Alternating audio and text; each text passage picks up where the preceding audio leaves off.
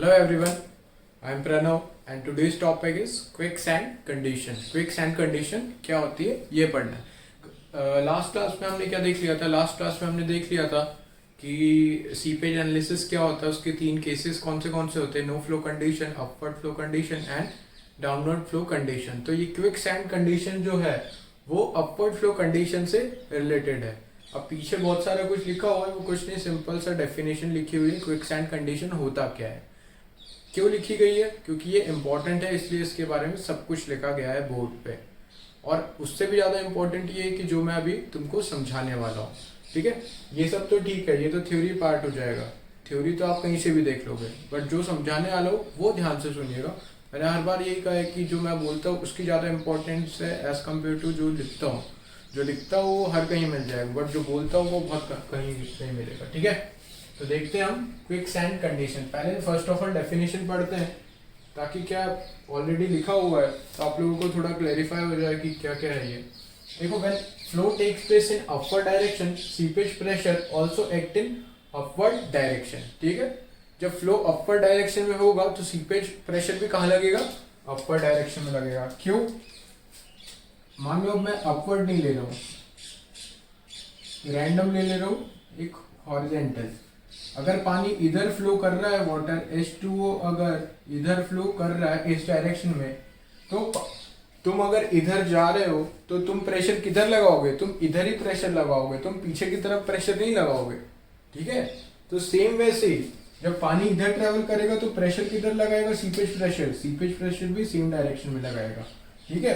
अगर पानी ऐसा है, वर्टिकल ले लिया मैंने, तो वर्टिकल है, अपवर्ड ट्रेवल कर रहा है, तो पानी किधर लगाएगा? पानी भी ऊपर की तरफ प्रेशर लगाएगा। तो वो प्रेशर कौन सा होगा? वो सीपेज प्रेशर होगा, ठीक है। तो इस कंडीशन में क्या होगा कि अपवर्ड फ्लो होगा तुम्हारा, तो सीपेज प्रेशर भी ऊपर की तरफ लगेगा। जब सीपेज प्रेशर ऊपर की तरफ लगेगा तो तुम्हारी इफेक्टिव स्ट्रेस क्या थी? किस केस में? अपवर्ड फ्लो कंडीशन में तुम्हारी इफेक्टिव स्ट्रेस का फॉर्मूला था sigma bar equals to Z gamma submerge minus IZ gamma W। ये क्या था? ये तुम्हारा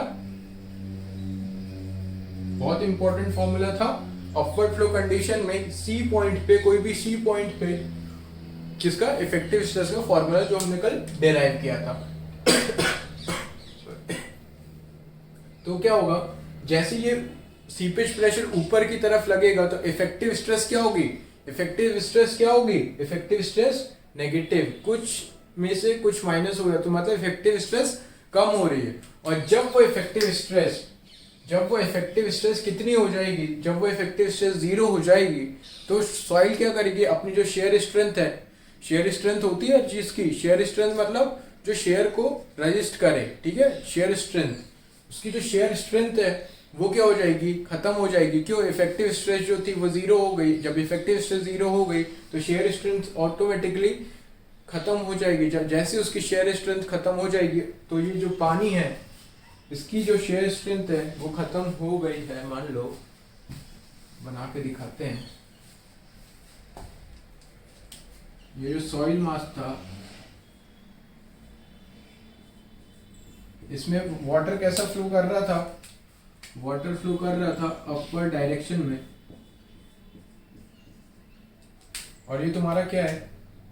ये तुम्हारा ग्राउंड लेवल है, मतलब नीचे इधर भी सॉइल है और इधर भी सॉइल है, बट मैंने कंसीडर इतना ही किया। तो सीपेज प्रेशर भी कहाँ लग रहा था? ऊपर की तरफ लग रहा था। वाटर कहाँ फ्लो हो रहा था? ऊपर की तरफ फ्लो हो रहा था। तो क्या हो रहा था? इफेक्टिव स्ट्रेस क्या हो रही थी? कम हो रही थी। इफेक्टिव स्ट्रेस क्या हो रही थी? इफेक्टिव स्ट्रेस कम हो रही थी। तो जैसे ही इफेक्टिव स्ट्रेस कितनी हो जाएगी? 0 हो जाएगी। तो सॉइल अपनी शेयर स्ट्रेंथ क्या करेगा? पूरी लूज कर देगा। और जैसे ही सॉइल अपनी पूरी शेयर स्ट्रेंथ लूज कर देगा तो ये क्या हो जाएगा? ये पानी बाहर सैंड के पार्टिकल्स को लेके बाहर निकल जाएगा। देखा होगा आपने बारिश के टाइम में कहीं जमीन से पानी निकलने लग जाता है तो वो कौन सा सीन होता है? वो क्विकसैंड कंडीशन वाला सीन होता है। तो ये जब पानी है, पानी सॉइल पार्टिकल्स को लेके ऊपर की तरफ निकल जाएगा, जस्ट लाइक अ फाउंटेन, ठीक है। फाउंटेन जैसे जो ऊपर की तरफ निकल जाएगा। तो ये पूरे फिनोमिना को क्या बोलते हैं? ये पूरे फिनोमिना को बोलते हैं क्विकसैंड कंडीशन, ठीक है। क्या हुआ इसमें, देखो अब डेफिनेशन पढ़ लो तो काफी कुछ क्लियर हो जाएगा। When flow takes place in upward direction, seepage pressure also act in upward direction and effective stress is reduced. Effective stress is reduced. ठीक है, if seepage pressure is equal to the submerged weight of the soil mass, then effective stress reduced to zero. अब देखो ये submerged weight क्या है, gamma submerged, ये क्या है, submerged weight of सॉइल है, ठीक है। और ये क्या है, ये तुम्हारा क्या है, सीपेज प्रेशर है ये, अरे सीपेज प्रेशर है। तो जब ये दोनों इक्वल हो जाएंगे, when submerge weight of soil mass is equal to the seepage pressure, तो इफेक्टिव स्ट्रेस ऑटोमेटिकली क्या हो जाएगा, इफेक्टिव स्ट्रेस हो जाएगा जीरो। तो ये याद रखना कि सबमर्ज वेट के टर्म्स में भी पूछ सकता है और वो इसमें भी पूछ सकते हैं कि डायरेक्ट भी पूछ सकते हैं, इफेक्टिव स्ट्रेस जीरो हो गई तो क्या होगा। और दूसरी केस में क्या पूछेगा कि if submerge weight of soil mass is equal to the seepage pressure, तो क्या होगा, तो बोलना सर क्विक सैंड कंडीशन होगी, ठीक है। Then effective stress is reduced to zero in such cases cohesionless, बहुत इंपॉर्टेंट, कोहेजनलेस हो गया, एक सबमर्ज वेट हो गया और एक सीपेज प्रेशर, ये तीनों के ऊपर कहानी चल रही है। Then cohesionless soil mass lose its shear strength and have tendency to flow along with water, and this phenomena of soil in which soil particle leaves the soil mass and flow along with the water, जो बताया था, is termed as quicksand condition। अब ये कोहेजनलेस हो गया, तो ये phenomena किसमें होगा, सिर्फ कोहेजनलेस सॉइल में होगा, कोहेजनलेस सॉइल में होगा सिर्फ, और उसमें भी स्पेसिफिक सिर्फ फाइन सैंड में होगा, ठीक है। ग्रेवल्स में नहीं होगा और कोर्स सैंड में नहीं होगा, क्योंकि इनकी स्पेसिफिक ग्रेविटी ज्यादा होती है, वो देखेंगे आगे क्यों नहीं होगा, ठीक है। सिर्फ किस में होगा, कोहेजनलेस सॉइल्स में होगा। अब आगे देखेंगे क्यों कोहेजनलेस में, कोहेजिव सॉइल में क्यों नहीं होगा, वो देखेंगे। अब ठीक है, ये हो गया। अब इसको निकालने के लिए क्विकसैंड कंडीशन के जो क्वेश्चन आते हैं वो दो बेसिस पे होते हैं। फर्स्ट होता है मतलब दो अप्रोच होती है उसमें, एक इफेक्टिव स्ट्रेस अप्रोच होती है और एक टोटल स्ट्रेस अप्रोच होती है।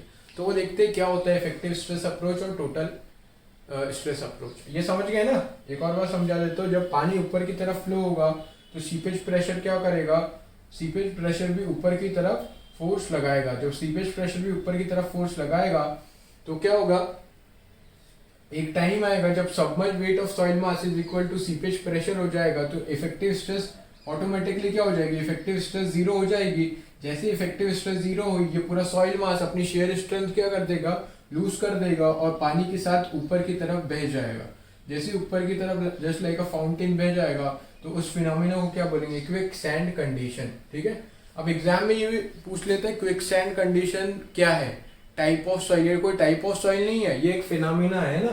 क्विक सैंड कोई टाइप ऑफ सॉइल नहीं है, ये एक फिनोमेना है। तो याद रखना ये एक फिनोमेना है जिसमें ये सारी चीजें होती है, ठीक है। अब बात किसकी करते हैं, अब बात करते हैं क्विक सैंड कंडीशन में एक टोटल स्ट्रेस अप्रोच और एक इफेक्टिव स्ट्रेस अप्रोच, ठीक है। ये डेफिनेशन पहले इसलिए लिख दी थी क्योंकि थोड़ा टाइम बचे, क्योंकि कल 1 घंटे का लेक्चर हुआ था, तो तुम लोग स्किप कर करके देखते हो, तो इसमें तुम्हारे ही टाइम, मेरा कुछ नहीं है। स्किप कर करके मत देखा करो, बीच में कोई इंपॉर्टेंट पॉइंट होगा तो वो छूट जाएगा। भले ही 2x स्पीड में चला के भी पढ़ लो, पर पूरा पढ़ो। चलो आओ देखते हैं क्या effective stress approach. Effective stress approach में क्या होगा, इफेक्टिव स्ट्रेस, ये फिनोमेना कब हो रहा था, जब इफेक्टिव स्ट्रेस जीरो हो रही थी, ठीक है। जब इफेक्टिव स्ट्रेस जीरो हो रही थी, और इफेक्टिव स्ट्रेस कब जीरो हो रही थी, when seepage pressure is equals to submerged weight of soil. जब ये दोनों इक्वल हो रहे थे, कब, अपवर्ड फ्लो कंडीशन में। कंडीशन क्या थी, अपवर्ड फ्लो कंडीशन, ठीक है, फ्लो कैसे थी, अपवर्ड फ्लो कंडीशन। तो सीपेज प्रेशर का क्या था, सीपेज प्रेशर क्या निकाला था हमने कल, आई जेड गामा डब्ल्यू जब किसके बराबर हो जाएगा, जेड गामा सबमर्ज के बराबर हो जाएगा, तो इफेक्टिव स्ट्रेस अप्रोच के थ्रू क्या होगा, क्विकसैंड कंडीशन हो जाएगी। क्यों, सॉइल अपनी पूरी शेयर स्ट्रेंथ लूज कर देगा। तो यहां से देखते हैं क्या सीन बनता है। यहां से सीन बनता है ऐसा कुछ कि z से z कैंसिल आउट हो जाता है और I बचता है gamma submerge upon gamma of water. क्या हुआ, ये gamma submerge into gamma of water. तो ये क्या है, हाइड्रोलिक ग्रेडियंट कितना आ रहा है, gamma submerge upon gamma of water. अब एक और चीज देखो, इसको और फर्दर क्लासिफाई करूं, अगर मैं इंटू इंटू जेड कर देता हूं, लाइक देखो थोड़ी देर से देखते, रुको अभी देख लेते, चलो छोड़ो, ऊपर z से इंटू कर दूं और नीचे भी क्या कर दूं, z से इंटू कर दूं, तो ये और क्या फॉर्मूला बन जाएगा, और एक और फॉर्मूला बन जाएगा, I equals to gamma submerge into Z, gamma submerge into Z, submerge weight of soil, submerge weight of soil upon gamma W into Z. तो ये क्या होगा, पोर वाटर प्रेशर। तो एक फॉर्मूला हाइड्रोलिक ग्रेडियंट का और आ गया, submerge weight of soil upon pore water pressure, एक फॉर्मूला ये आ गया। दूसरा फॉर्मूला आ गया आई का, gamma submerge upon gamma W. और तीसरी चीज, गामा सबमर्ज और गामा डब्ल्यू में क्या रिलेशन है, तो याद करो गामा सबमर्ज का relation, gamma submerge equals to g minus 1 upon 1 plus e gamma W. तो यहां से क्या फॉर्मूला आएगा गामा सबमर्ज का, गामा सबमर्ज अपॉन गामा डब्ल्यू equals to g minus 1 upon 1 plus e. तो ये क्या स्थिति हो गई, ये ऐसा कुछ हो गया कि I hydraulic gradient equals to g minus 1 upon 1 plus e. अब ये क्या चीज है, ये फर्स्ट चैप्टर है, तो मैंने बोला था फर्स्ट चैप्टर काफी इंपॉर्टेंट है। तो हाइड्रोलिक ग्रेडियंट क्या आ रहा है, hydraulic gradient g minus 1 plus e आ रहा है।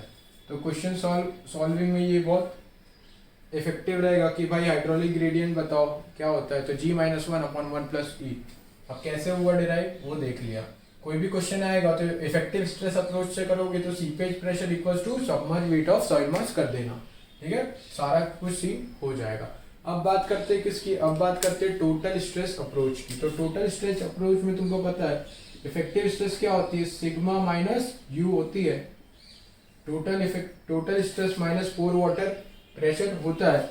अगर एक क्विकसैंड कंडीशन में क्या होता है, क्विकसैंड कंडीशन में इफेक्टिव स्ट्रेस हो जाती है 0। इफेक्टिव स्ट्रेस 0 हो गई, इसका मतलब क्या हुआ, सिग्मा इक्वल्स टू यू, मतलब total stress equals to pore water pressure, pore water pressure. तो टोटल स्ट्रेस को किसके इक्वल कर दोगे तुम, पोर वाटर प्रेशर के इक्वल कर देना। टोटल स्ट्रेस कौन सी कंडीशन में रहेगी, कंडीशन क्या है, upward flow condition, upward flow condition में। अब अपवर्ड फ्लो कंडीशन में जो हमने कल पढ़ा था वहां से तुम उठाना क्या, pore water pressure C point का और total stress at C point, और क्या करना है दोनों को इक्वेट करके फाइनल जब डेरिवेशन करोगे तो वहां से भी क्या आएगा, I equals to g minus 1 upon 1 plus e, ठीक है। तो देखो अब जिसको ये नहीं पता है उसकी लिंक मैं नीचे डाल दूंगा प्रीवियस लेक्चर के, वहां से देख लेना।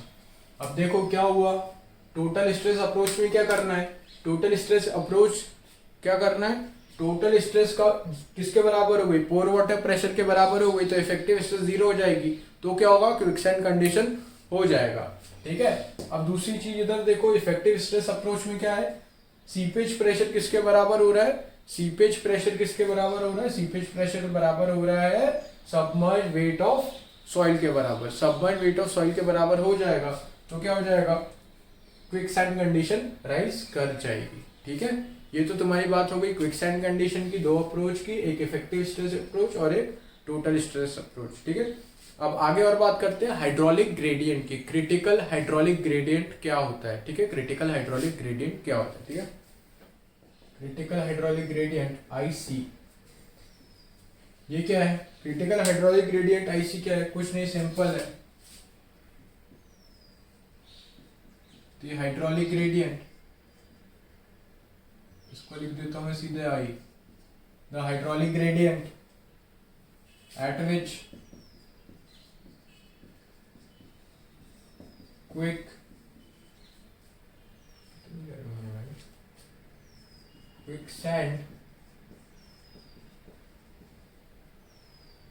quicksand condition.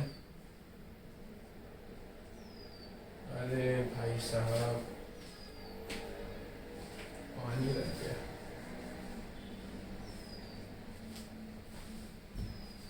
quicksand condition,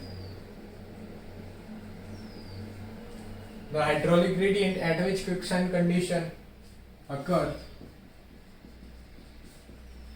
is known as critical hydraulic gradient IC. ठीक है, वो हाइड्रोलिक ग्रेडियंट जिस पे क्रिटिकल क्विकसैंड कंडीशन हो रही है, वो हाइड्रोलिक ग्रेडियंट को क्या बोलते हैं? Critical hydraulic gradient. अब इसके लिए क्या होता है? फैक्टर ऑफ सेफ्टी रहता है, फैक्टर ऑफ सेफ्टी। वो फैक्टर ऑफ सेफ्टी क्या होता है? आईसी अपॉन आई, मतलब क्रिटिकल हाइड्रोलिक ग्रेडियंट। अब भाई बचाने के लिए, क्विकसैंड कंडीशन से बचाने के लिए क्या कंडीशन होगी? क्विकसैंड बचाने के लिए कंडीशन ये होगी कि आई जो होगा वो लेस देन आईसी होना चाहिए, है ना? जो आपका हाइड्रोलिक ग्रेडियंट होगा, हाइड्रोलिक ग्रेडियंट क्या होता है? हाइड्रोलिक ग्रेडियंट होता है head loss per unit length की जो वैल्यू होनी चाहिए वो क्रिटिकल हाइड्रोलिक ग्रेडियंट से कम होनी चाहिए। क्रिटिकल हाइड्रोलिक ग्रेडियंट क्या है? कि वो हाइड्रोलिक ग्रेडियंट जिसपे क्विकसैंड कंडीशन अकर हो जाए। तो जब ये कंडीशन, अगर तुमको क्विकसैंड कंडीशन का फिनोमेना नहीं करवाना है तो आई को हमेशा लेस देन आईसी रखना पड़ेगा, और जब आई को लेस देन हमेशा आईसी रखना पड़ेगा तो इसके लिए कुछ फैक्टर ऑफ सेफ्टी लगाना पड़ेगा। तो वो फैक्टर ऑफ सेफ्टी क्या है? आईसी अपॉन आई, मतलब critical hydraulic gradient upon I. ठीक है, तो वे आईसी इक्वल्स टू, आईसी का फॉर्मूला होगा g minus one upon one plus e. जो अपन ने कहाँ निकाला था, जो पीछे निकाला था, वो क्या था? कि ये वो क्रिटिकल कंडीशन थी। वो कौन सी कंडीशन थी? वो क्रिटिकल कंडीशन थी जब दोनों बराबर हो गए। जब दोनों बराबर हो गए होंगे, वाला हाइड्रोलिक ग्रेडियंट क्या होता है? Critical hydraulic gradient. तो हमने लास्ट जो अभी निकाला था वो टोटल स्ट्रेस अप्रोच में और इफेक्टिव स्ट्रेस अप्रोच में कौन सा निकाला था? वो कंडीशन, वो हाइड्रोलिक ग्रेडियंट जिसपे ये कंडीशन अकर हो रही थी, तो वो ऑटोमेटिकली क्या है? वो ऑटोमेटिकली आईसी है। ठीक है, तो ये आईसी है। अब क्या होता है कि आईसी, इसके और आगे पढ़ेंगे आईसी के क्या क्या फायदे हैं। एग्जिट ग्रेडियंट होता है एक, खोसलास एग्जिट ग्रेडियंट, बहुत सारे होते हैं एग्जिट ग्रेडियंट, वो सब देखेंगे।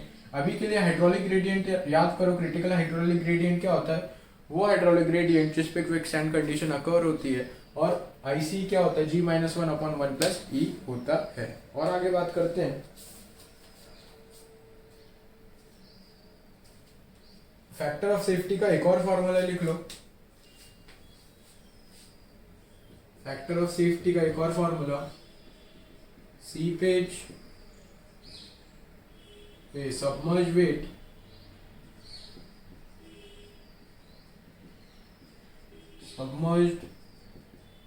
Upon seepage pressure. ये एक और फॉर्मूला है जिसके बेस, अब ये सब पढ़ लेते हैं। रेड वाला जो है वो बहुत कम लोग पढ़ते हैं या कम लोगों को पता होता है, तो ये पूछता ये है कि फैक्टर ऑफ सेफ्टी क्या होगा? तो फैक्टर ऑफ सेफ्टी होगा seepage weight upon submerge, seepage weight upon submerge weight upon seepage pressure. ठीक है, तो ये आपका हो गया क्रिटिकल हाइड्रोलिक ग्रेडियंट्स। और देखते हैं आगे।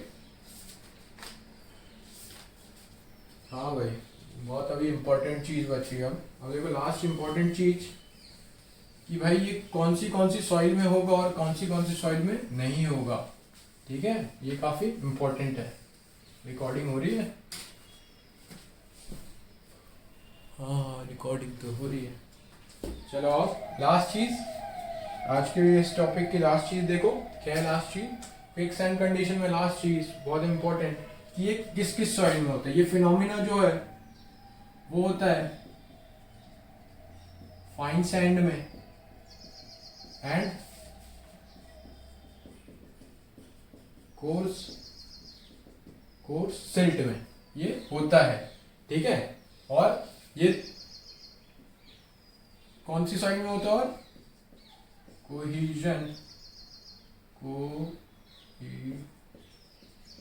कोहिजनलेस सॉइल में होता है ना। डेफिनेशन में ऐसा कुछ था। और फाइन सैंड और सिर्फ कोर्स सिल्ट में होता है ना। बाकियों में क्यों नहीं होता है? अब वो देखते हैं। तो शेयर स्ट्रेंथ क्या होता है? अब ये शेयर स्ट्रेंथ एक चैप्टर है। तो shear strength is a function of, किसका फंक्शन होता है shear strength? Shear strength is a function of effective stress. Shear is a function of effective stress. S equals to C plus sigma 10 phi. अब ये कहाँ से आया sir? ये आगे जब चैप्टर पढ़ेंगे तब देखेंगे कहाँ से आया। अभी याद रखो कि ये होता है। पहली बात करते हैं किसकी? कोहिजनलेस सॉइल की। कोहिजनलेस सॉइल। और दूसरी बात करेंगे किसकी? Cohesive soil. ये दो सॉइल की बात करनी है। अब देखते जाओ क्विक सैंड कंडीशन के लिए क्या बेसिक रिक्वायरमेंट थी। क्विक सैंड कंडीशन के लिए क्या होना चाहिए था? इफेक्टिव स्ट्रेस कितनी होनी चाहिए थी?